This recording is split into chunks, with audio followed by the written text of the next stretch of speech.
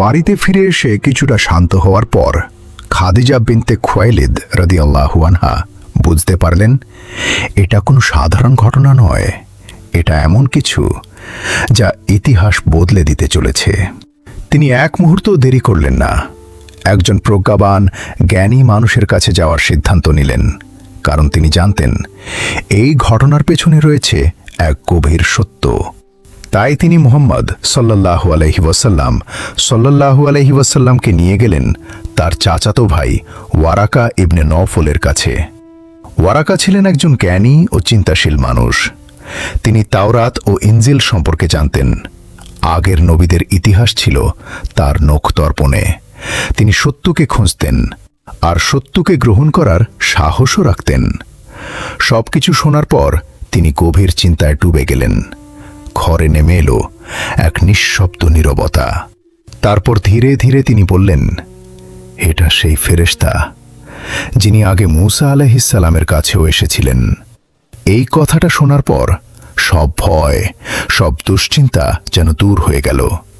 এটা কোনো অজানা শক্তি নয়, এটা ছিল আল্লাহর পক্ষ থেকে প্রেরিত বার্তা। এটাই ছিল নবুয়াতের সূচনা।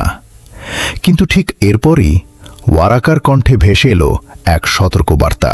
তিনি বললেন, আপনার কওম একদিন আপনাকে অস্বীকার করবে, তারা আপনাকে মিথ্যাবাদী বলবে, তারা আপনাকে কষ্ট দেবে, এমনকি তারা আপনাকে এই মক্কা শহর থেকেও বের করে দেবে।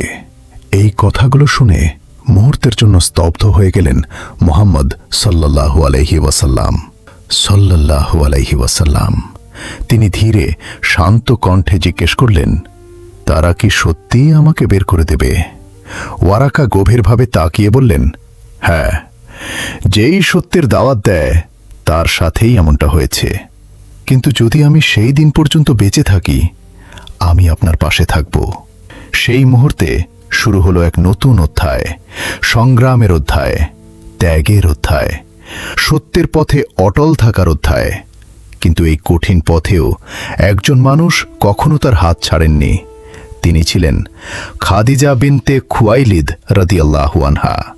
তিনি শুধু একজন স্ত্রী ছিলেন না, তিনি ছিলেন সাহস, তিনি ছিলেন ভরসা, তিনি ছিলেন প্রথম বিশ্বাসী। যখন পুরো দুনিয়া একদিন বিরোধিতা করবে, তখনও তিনি পাশে থাকবেন।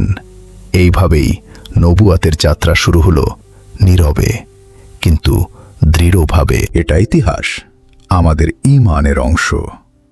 আপনার মতামত কমেন্টে জানান, লিখুন আলহামদুলিল্লাহ।